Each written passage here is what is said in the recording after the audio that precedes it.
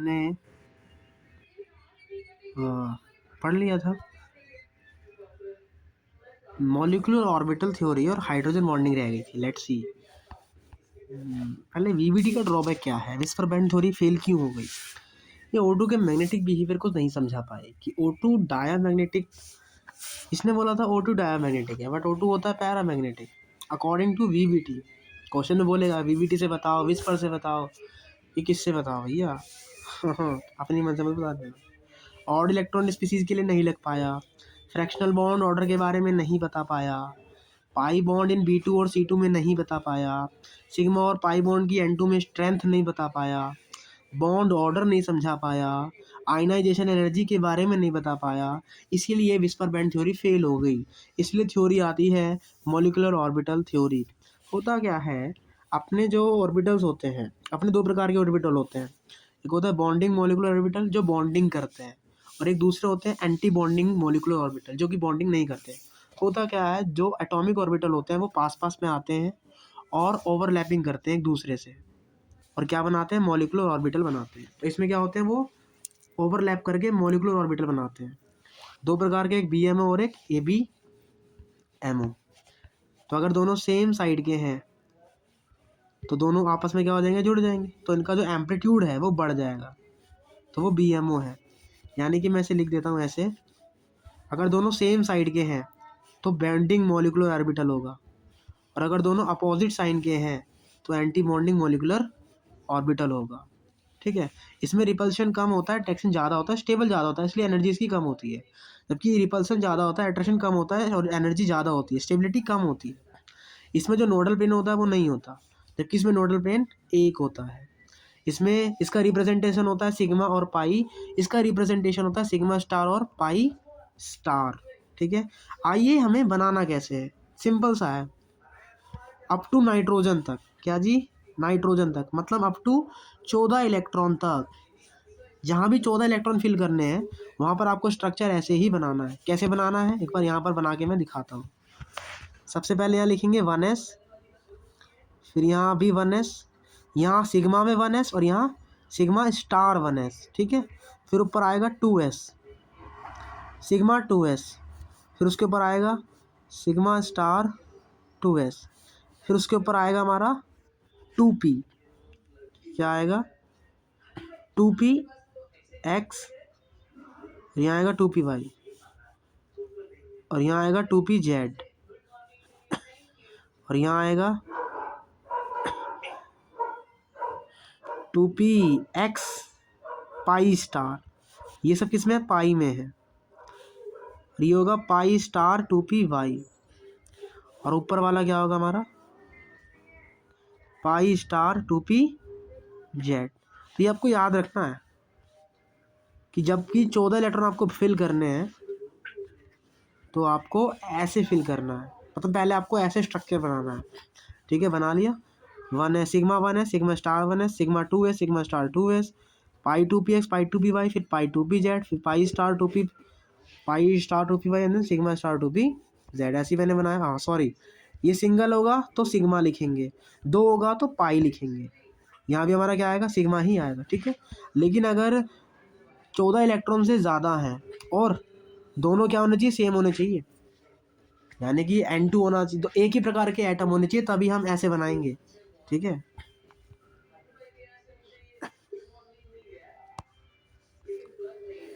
तो अगर N2 से ज़्यादा है, 14 से ज़्यादा इलेक्ट्रॉन है, तो यहाँ तक तो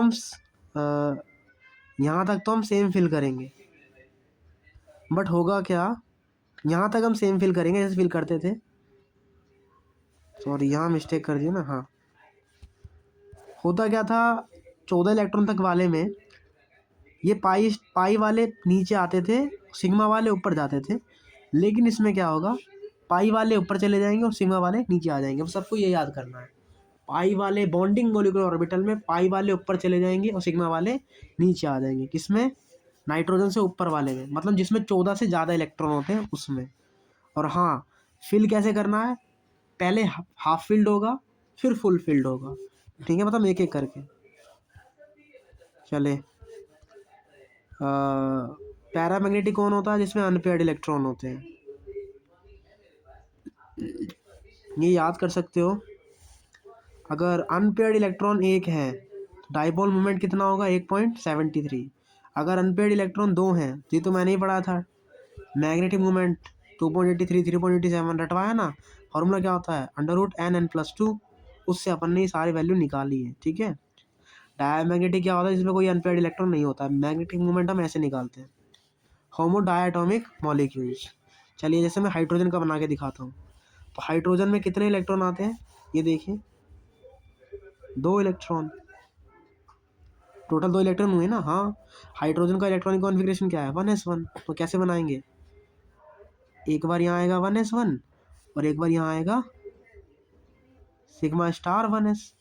अब मुझे बताओ, और यहाँ पे इनको हम क्या कर देंगे, ऐसे जोड़ देंगे, ठीक है। यहाँ इस वाले हाइड्रोजन का आएगा 1s और यहाँ इस वाले हाइड्रोजन का आएगा 1s।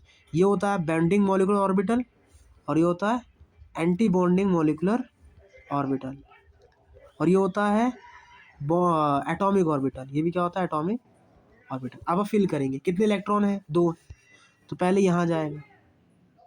और भी कोई है इसमें के पास ऑर्बिटल, नहीं है, एक ही है, तो दूसरा भी इसी में ही जाएगा। तो हमने फिल कर लिया, बस इसी को बोलते हैं बॉन्डिंग मॉलिक्यूलर, MOT बोलते हैं। बस ऐसे स्ट्रक्चर बना के फिल कर लो, तो ये हो गया हमारा स्ट्रक्चर डन। अब क्वेश्चन में अगर हमसे बॉन्ड ऑर्डर पूछा है, क्या पूछा है, बॉन्ड ऑर्डर, तो कैसे निकालेंगे, लेट्स सी। यहाँ कितने हैं, 2 हैं, किस में है, सिग्मा में है, कितने में है, सिग्मा में है, और ये क्या है, सिग्मा स्टार है। क्या इसमें कोई इलेक्ट्रॉन है, नहीं है, तो इसका आंसर, इसका बॉन्ड ऑर्डर क्या आ जाएगा, जितने इसमें इलेक्ट्रॉन हैं उसको 2 से भाग कर दो, तो आंसर कितना आ गया, 1। तो इसका बॉन्ड ऑर्डर कितना आ जाएगा, 1 आ जाएगा, ठीक है। और क्या कोई पेयर्ड इलेक्ट्रॉन है, सारे पेयर्ड है, कोई भी अनपेयर्ड नहीं है, इसका मतलब ये डायामैग्नेटिक हो गया। कैसा, ये डायामैग्नेटिक है। अब हीलियम 2+ का बोलेगा तो उसमें 2 2 4 इलेक्ट्रॉन हो गए, तो 1 2 और 1 2। अब देखो इसमें भी इलेक्ट्रॉन है और इसमें भी इलेक्ट्रॉन है, तो हम याद रखेंगे सिग्मा के इलेक्ट्रॉन को कौन खाता है, सिग्मा स्टार खाता है। लेकिन अगर ये 1s है तो 1s वाला ही 1s के इलेक्ट्रॉन को खाएगा और कोई नहीं खाएगा। तो ये वाला इलेक्ट्रॉन इसको खा जाएगा और ये वाला इलेक्ट्रॉन इसको खा जाएगा। टोटल कितने इलेक्ट्रॉन बचे, 0। तो बॉन्ड ऑर्डर कितना आएगा मेरा, 0 आएगा। क्या अभी भी इसमें कोई अनपेयर्ड है, नहीं, तो यानी ये भी क्या हो गया हमारा, डायामैग्नेटिक हो गया। अगर मैं He2+ बनाता हूँ, क्या बनाता हूँ, He2+, तो यानी कि अपने पास होते कितने हैं, 4 प्लस आ गया, मतलब 1 इलेक्ट्रॉन और कम कर लो, तो यानी कि अब कितने फिल होंगे, केवल 3 फिल होंगे। तो अपने को ऐसे जो है यहाँ पे फिल करना होता है। चलिए एक नाइट्रोजन वाला केस कर लेते हैं, ये रहा। तो उसमें 14 इलेक्ट्रॉन होंगे, तो 14 फिल करने होते हैं, 1 2, फिर यहाँ 1 2, फिर यहाँ 1 2, फिर यहाँ 1 2, कितने फिल हो गए हमारे, 8 फिल हो गए। फिर यहाँ 9, फिर जाएगा इसमें क्योंकि 2 ऑर्बिटल हो गए, फिर आएगा इसमें और फिर आएगा इसमें, फिर आएगा इसमें और फिर आएगा इसमें। बॉन्ड ऑर्डर निकालने के लिए क्या करेंगे, इसके अपोजिट इसमें है तो ये सारे इसको काट देंगे, इसके अपोजिट इसमें है, सारे इसको काट देंगे। लेकिन पाई को कौन काटेगा, पाई स्टार, इसमें कोई इलेक्ट्रॉन ही नहीं है, इसमें भी कोई नहीं है, इसको काटने वाला भी नहीं है, तो यानी कि ये ऐसे ही रहेंगे। टोटल इलेक्ट्रॉन कितने हो गए, 6। तो बॉन्ड ऑर्डर निकालने के लिए क्या करेंगे, इसको 2 से भाग कर देंगे, तो बॉन्ड ऑर्डर क्या आ गया हमारा, 3 आ गया। इसमें कोई भी अनपेयर्ड नहीं है, तो ये कैसा है हमारा, डाया मैग्नेटिक है। तो हम ऐसे निकालते हैं, ठीक है। चलिए अगर आपको MOT बनाने में दिक्कत हो रही है तो कुछ नहीं करना, आप ये वाला ग्राफ रट लो। अगर आपके 4 इलेक्ट्रॉन हैं तो बॉन्ड ऑर्डर कितना आएगा, 0 आएगा। अगर आपका 15 इलेक्ट्रॉन है तो बॉन्ड ऑर्डर कितना आएगा, 2.5 आएगा। जैसे N2 में 14 इलेक्ट्रॉन होते हैं तो उसका बॉन्ड ऑर्डर कितना आ गया, 3 आ गया। अगर O2 की बात कर रहा है उसमें 16 इलेक्ट्रॉन है तो बॉन्ड ऑर्डर कितना हो गया उसका, 2 हो गया। तो आप ये वाला ग्राफ याद कर सकते हो या फिर आप वैसे निकाल सकते हो, एज योर विश, जैसे करना हो करो। O2 में क्या होगा, ये कॉन्फ़िगरेशन आ जाएगा, बाकी हम जैसे फिल करते थे वैसे फिल करेंगे। लेकिन याद रखना O2 में होते हैं 16 इलेक्ट्रॉन, तो यानी कि N2 तक कैसे भरता था, यहाँ आता था पाई, उसके नीचे आता था हमारा मतलब पहले आता था पाई और फिर आता था 2px सिग्मा वाला। लेकिन इसमें क्या होगा, पहले आएगा सिग्मा वाला 2px और फिर आएगा पाई, यानी कि इसका स्ट्रक्चर होता है ऐसे। बाकी फिल जैसे हम करते थे वैसे ही करेंगे अभी, दैट्स डन। ठीक है। होमोलूमो ट्रांजिशन की वजह से अपने को कलर देखने को मिलता है। F2 का कलर होता है पेल येलो, Cl2 कलर होता है ग्रीनिश येलो, Br2 कलर होता है रेडिश ब्राउन और I2 का कलर होता है वॉयलेट। चलिए, अगर किसी का बॉन्ड ऑर्डर क्या आ जाए, 0 आ जाए, तो वो मॉलिक्यूल्स पॉसिबल नहीं होता, याद रखेंगे। दैट्स वाई He2 पॉसिबल नहीं होता, क्योंकि उसका बॉन्ड ऑर्डर कितना आ रहा था, 0। तो जिसका बॉन्ड ऑर्डर 0 आ जाएगा वो मॉलिक्यूल्स पॉसिबल ही नहीं करेगा। तो हेटेरो मॉलिक्यूल्स के तो हमने सीख लिया। तो एक बार याद रखो, अगर आपको कभी भी बॉन्ड ऑर्डर पूछा है अलग अलग मॉलिक्यूल्स के लिए, तो आप किसका सहारा लोगे, MOT का, अगर क्वेश्चन में कुछ नहीं दिया है तो। और अगर मल्टीपल बॉन्ड का बॉन्ड ऑर्डर पूछा है तो आप कैसे निकालोगे, इस फॉर्मूले का यूज़ करके 1+π/σ। ये कंसेप्ट अपने को याद रखना है, ठीक है। चलिए,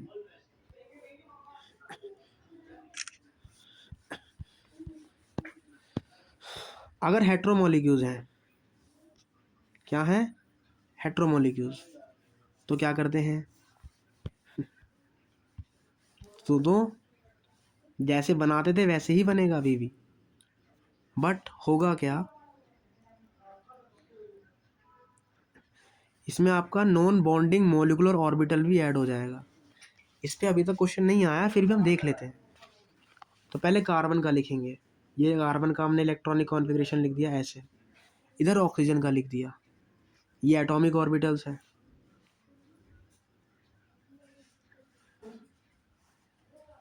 तो ये जो दो हैं आपस में रिएक्ट करके बनाएंगे पाई स्टार।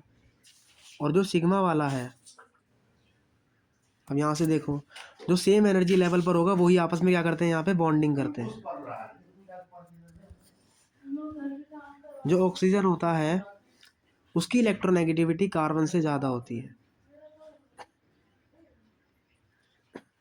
जिसकी वजह से इसका जो एनर्जी लेवल है वो कार्बन से भी नीचे होगा। तो हमें ध्यान रखना है, अगर 1s कार्बन का इधर आ रहा है तो ऑक्सीजन का 1s इससे भी नीचे होगा। 2s अगर ऊपर आ रहा है तो ऑक्सीजन का 2s इससे भी नीचे होगा। तो हमें ऐसे पहले फिल कर लेना है। अब OS का एनर्जी लेवल ये है, यानी कि ये इससे रिएक्ट नहीं करेगा। तो ये क्या हो गया हमारा नॉन बॉन्डिंग मोलिकुलर ऑर्बिटल। इसको ऐसे ही बना देंगे और उसके इलेक्ट्रॉन को ऐसे ही लिख देंगे। ऐसे ये भी किसी के साथ बॉन्डिंग नहीं करेगा, तो यहाँ भी हमारा क्या बन जाएगा, ऐसे ही ऑर्बिटल बनते हुए नज़र आएगा। लेकिन ये जो 2s है, ये वाला,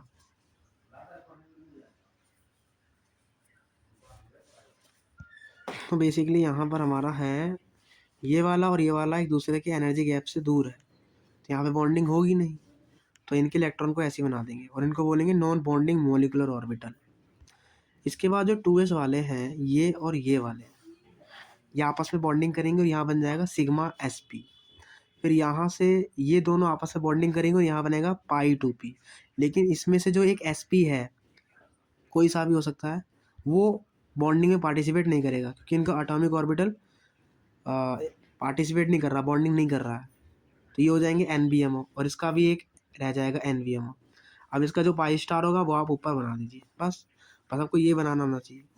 फिर आप जैसे इलेक्ट्रॉन फिल करना चाहते हो कर दीजिए, काम ख़त्म। तो इसको एक और बार अलग से बना के देख लेते हैं। बाकी is not important, MOT is important, और जो इसका ट्रिक भी है हमारे पास।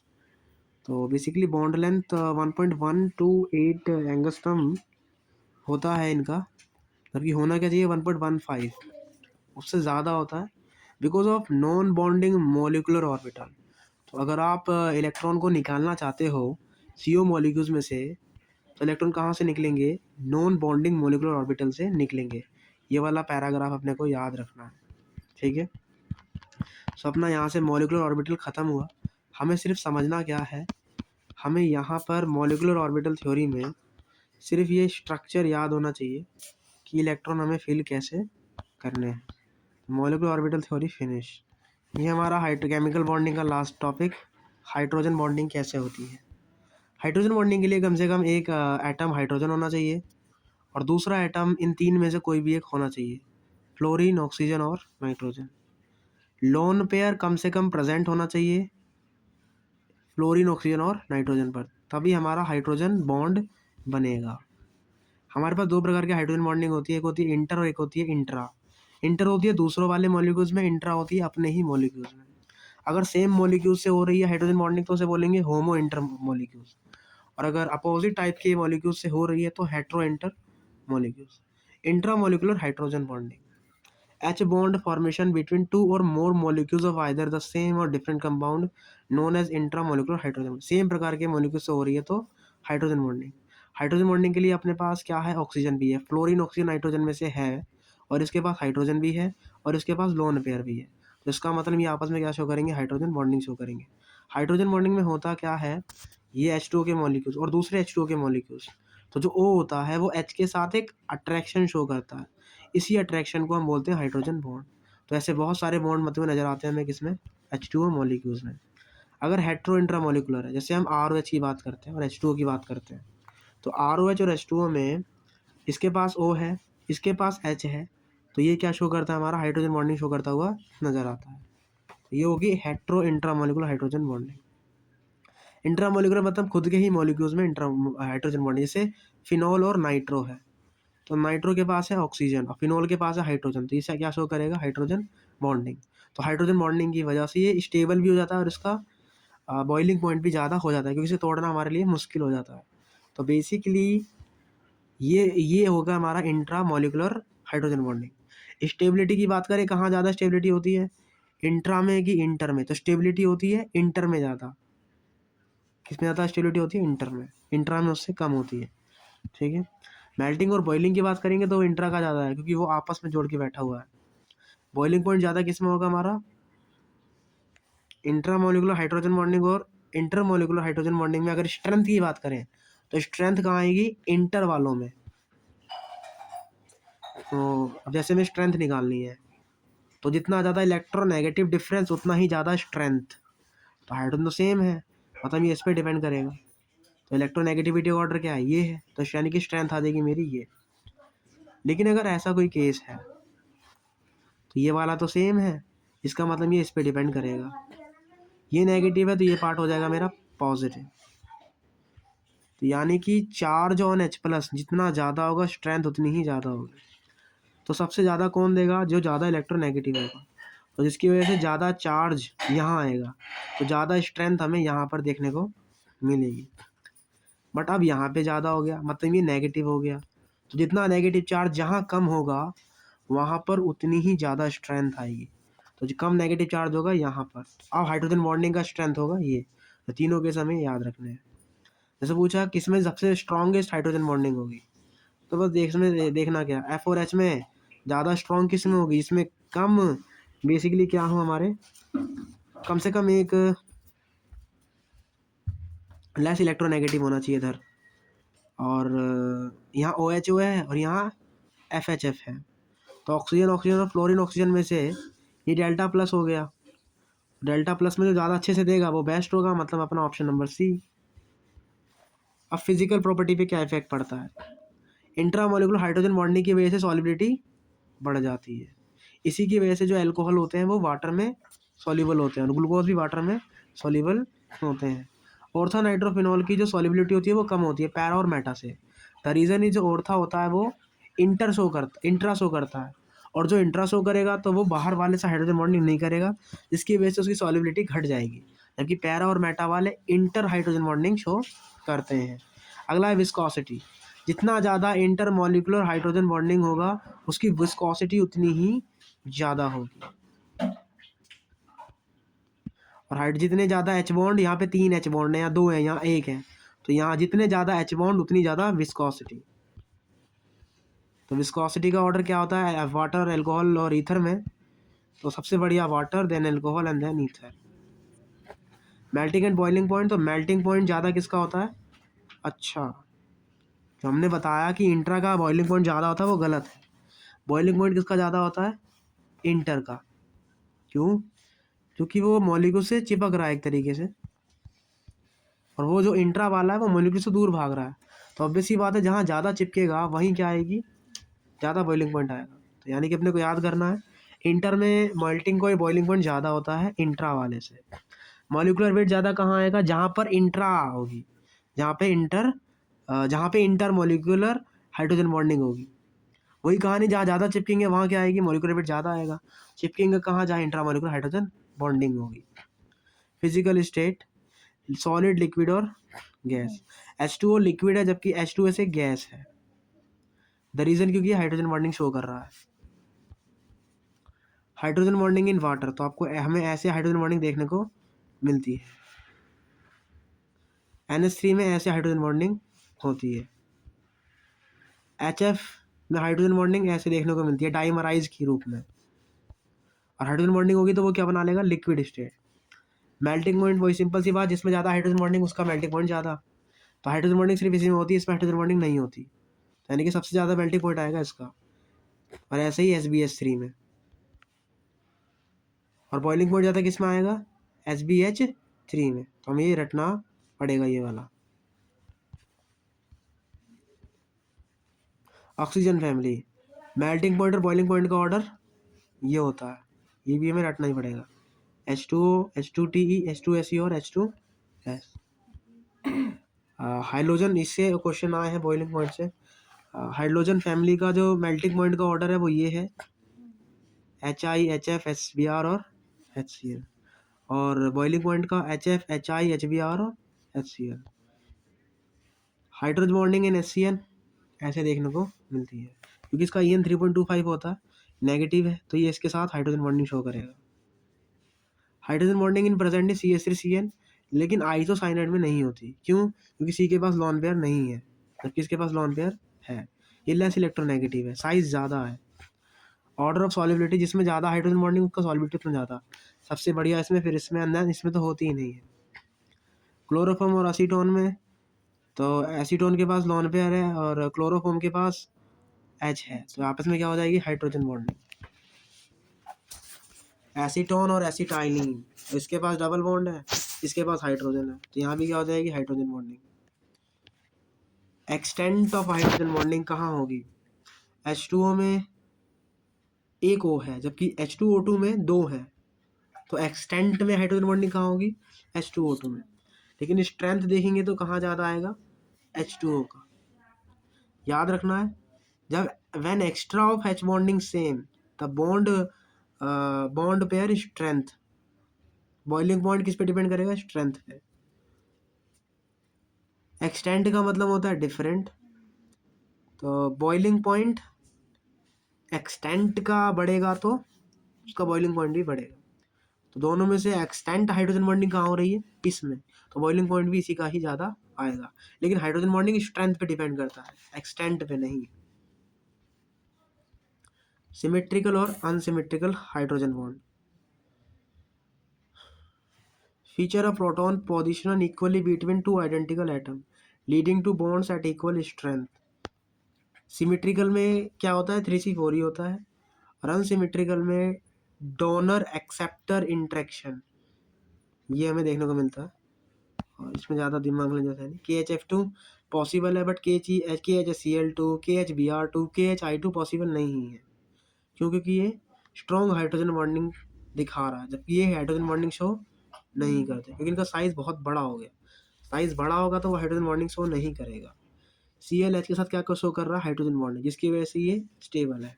क्या कर रहा है, ये इंट्रा कर रहा है। जबकि CCl3CHO नो हाइड्रोजन बॉन्डिंग। ठीक है जी, तो ये CCl3CHOH का होल्ट वाइज है, ये शो कर रहा है, जबकि क्लोरल शो नहीं कर रहा। मैलिक एसिड, ये ओम्स गैप में पड़ा है, हाइड्रोजन बॉन्डिंग शो करता है इंट्रा में, जबकि जो इसको बोलते हैं फैमिनिक एसिड, फ्यूमेरिक एसिड, क्या बोलते हैं, फ्यूमेरिक एसिड। तो फ्यूमेरिक एसिड क्या हो गया, ऐसा हो गया, H इधर है, O इधर है, तो इसलिए यहाँ पे हाइड्रोजन बॉन्डिंग शो नहीं होती। आइस वाटर पे क्यों फ्लो करती है, द रीज़न क्योंकि आइस में रिक्त स्थान होता है और उसकी डेंसिटी लो होती है। वाटर की डेंसिटी मैक्सिमम होती है आइस से, द रीज़न क्योंकि वो हाइड्रोजन बॉन्डिंग करता है, क्योंकि वो हाइड्रोजन बॉन्डिंग करता है। Explain the hydrogen bonding in DNA, purines and adenine and guanine, pyrimidines and cytosine, ये हम पढ़ेंगे। हमें याद रखना है कि जो एडेनिन होता है और जो गुआनिन होता है, ये 2 हाइड्रोजन बॉन्ड बनाता है, और जो साइटोसिन होता है और जो थाइमिन होता है, ये 3 हाइड्रोजन बॉन्ड बनाता है। H2 हाइड्रोजन बॉन्डिंग शो करता है जबकि CH4 हाइड्रोजन बॉन्डिंग नहीं शो करता। इसकी वजह से बॉइलिंग पॉइंट ज़्यादा किसका आएगा, H2O का आएगा। Although chlorine has same electronegativity as nitrogen, but chlorine does not form effective hydrogen bonding because इसका साइज बहुत बड़ा है। B is more likely to crystalline than A, क्योंकि यह इंट्रा कर रहा है ना, इसीलिए। B has high boiling point than A, yes, क्योंकि यहाँ क्या हो रहा है, इंटर हो रही है। B dissolve more readily than A, बिल्कुल सही, जहाँ इंटर होती है वो मोर डिजोल्व करता है। यानी कि हमारा 2 और 3 सही है, यानी कि पहला वाला गलत है। लाइकली लिखा है यहाँ पे, जबकि ज़्यादा ये होगा, मैंने वो ज़्यादा पढ़ा। लाइकली का मतलब सेम होता है, सेम थोड़ी ना, इसका ज़्यादा है। डाइपोल मोमेंट कैसे निकालते हैं, एक फॉर्मूला होता है, म्यू बराबर चार्ज इंटू में उनके बीच का डिस्टेंस। ये तो मैंने उसमें भी पढ़ाया है। 10 की पावर -18 ESU का मतलब होता है 1 डिबाई। बस 1 डिबाई का सेंटीमीटर वैल्यू कितना होता है, 1.33 इंटू 10 की पावर -30 सेंटीमीटर। इसको हम इससे डिनोट करते हैं डाइपोल को। डायरेक्शन क्या होता है डाइपोल का, लेस से मोर इलेक्ट्रो नेगेटिव की तरफ, और असेंडिंग एटर से दूर होता है। तो ये हमारा ऐसे देखने को मिलता है, लेस से मोर की तरफ। और लोन पेयर के केस में एटम से दूर। Bond pair movement balance bye bond pair. Bond pair movement किसके द्वारा बैलेंस करते हैं, बॉन्ड पेयर से। लोन पेयर बैलेंस होगा लोन पेयर से, लेकिन लोन पेयर बॉन्ड पेयर से बैलेंस नहीं हो सकता। जैसे मैंने NH3 बनाया तो इसको बैलेंस करने वाला यहाँ कोई नहीं है। यहाँ मैंने NH3 बनाया, ये इधर खींचेगा, ये इधर खींचेगा, और ये इधर खींचेगा, और ये, लेकिन lone pair balance bye lone pair, तो यहाँ भी कोई बैलेंस करने वाला नहीं है। लेकिन खींच तो ये भी रहा है, ये भी खींच रहा है, यानी कि यहाँ पे जो चार्ज आएगा कुछ ना कुछ तो होगा।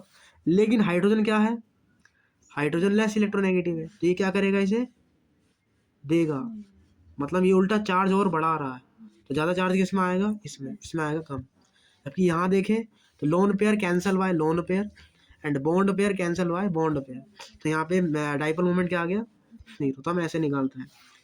For diatomic heteromolecules bond pair moment is equal to the dipole moment. जैसे इसमें बतानी ऑर्डर ऑफ डाइपोल मोमेंट, तो साइज बड़ा इसमें है,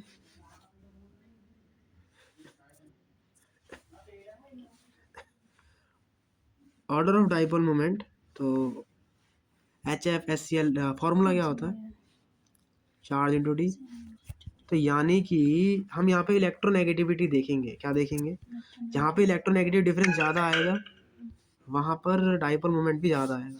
तो इलेक्ट्रोनेगेटिव डिफरेंस यहाँ ज़्यादा आता है, जिसकी वजह से डाइपोल मोमेंट का ऑर्डर ये है, HFSCl HBr and HI। Vector sum of all bond pair and lone pair moment किसके बराबर होता है, डाइपोल मोमेंट के बराबर होता है। इन सभी के मोमेंट को प्लस कर देंगे तो मिल जाएगा डाइपोल मोमेंट। इसमें और किसमें डाइपोल मोमेंट ज़्यादा आएगा, इसमें, क्योंकि ये देगा, ये खींचेगा। H2 और F2 में F खींचेगा जबकि S दे रहा है, तो डाइपोल मोमेंट ज़्यादा आएगा इसका आएगा कम। CH3F CH3Cl और CH3Br CH3, ये हमें ऑर्डर याद करना है। BF3 NF3 और NH3 में वो किसका ज़्यादा होगा, तो ये उल्टा दे रहा है, ये खींच रहा है, ये भी खींच रहा है, लेकिन ये ज़्यादा इलेक्ट्रोनेगेटिव है, तो लोन पेयर के पास ज़्यादा चार्ज आएगा। तो यानी कि इनमें और इनमें तो इसका ज़्यादा आएगा, और इसमें इसका ज़्यादा आएगा। When lone pair is present in the pure S and orbital, कोई कॉन्ट्रीब्यूशन नहीं होता डाइपोल मूवमेंट में। एस ऑर्बिटल का स्ट्रक्चर क्या होता है, ऐसे। यही रीज़न है कि इसका स्फेरिकल सिमेट्रिकल होती है, जबकि इसका क्या होता है, 2 लोब्स होते हैं, जो कि क्या होते हैं, अपोजिट डायरेक्शन के होते हैं। अगर यहाँ प्लस है तो यहाँ माइनस होगा। When lone pair present in hybrid orbital, तो वो किस में इन्वॉल्व होता है, डाइपोल मूवमेंट में। क्यों, उसकी इलेक्ट्रॉन डेंसिटी इक्वल नहीं होती है, जिसके कारण hybrid orbital loan dipole movement में पार्टिसिपेट करता है। तो लोन पेयर मूवमेंट का अगर ऑर्डर पूछा जाए तो वो क्या होता है, सबसे ज़्यादा SP में होगा, फिर SP2 में होगा, फिर SP3 में होगा। तो इसके नॉन पेयर को ये काट देगा, लेकिन ये काटेगा नहीं, क्योंकि ये दोनों एटम डिफरेंट। तो यहाँ mu is not equals to 0। तो जहाँ पर म्यू का वैल्यू 0 हो जाएगा वो बन जाएगा नॉन पोलर, और जो जहाँ म्यू का वैल्यू 0 नहीं होगा वो बन जाएगा पोलर। अब sp2 है, ऐसे यहाँ निकाल सकते हैं where is polar, where is non polar, ऐसे ही sp3d2 का निकाल सकते हैं। ये साफ कहानी है। सर ने एक ट्रिक बना दी है कि अगर लोन पेयर 180 और 120 डिग्री पर है डाइपोल मोमेंट होगा 0। अगर सराउंडिंग एटम सारी क्या है, सेम है, तो भी डाइपोल मोमेंट होगा 0। अगर सराउंडिंग एटम डिफरेंट है तो डाइपोल मोमेंट होगा नॉन जीरो। बट अगर सराउंडिंग एटम डिफरेंट है लेकिन कहाँ पर है, 180 और 120 पे, तो म्यू क्या होगा हमारा। तो बस ये ट्रिक याद करनी है, अब हमें वो सब याद रखने की जरूरत नहीं है। ऑर्गेनिक कंपाउंड का डाइपोल मोमेंट कैसे निकालते हैं। ऑर्गेनिक कंपाउंड का डाइपोल मोमेंट बॉन्ड एंगल के इनवर्सली प्रोपोर्शनल होता है। तो बॉन्ड एंगल ज़्यादा किस में है, इसमें है, यानी कि सबसे कम मैग्नेटिक मोमेंट किस में आएगा, इसी में ही आएगा, और सबसे ज़्यादा आएगा इसमें। ऐसे ही हम ये जो है निकाल सकते हैं। ये एक बार इसको देख लेते हैं। ये OH है, ये OH है, ये OH है, एक इधर है। तो सबका बॉन्ड एंगल क्या है, सेम है, सबका 180 है। यहाँ पर चेक करेंगे कौन किसको नेट कैंसिल कर रहा है।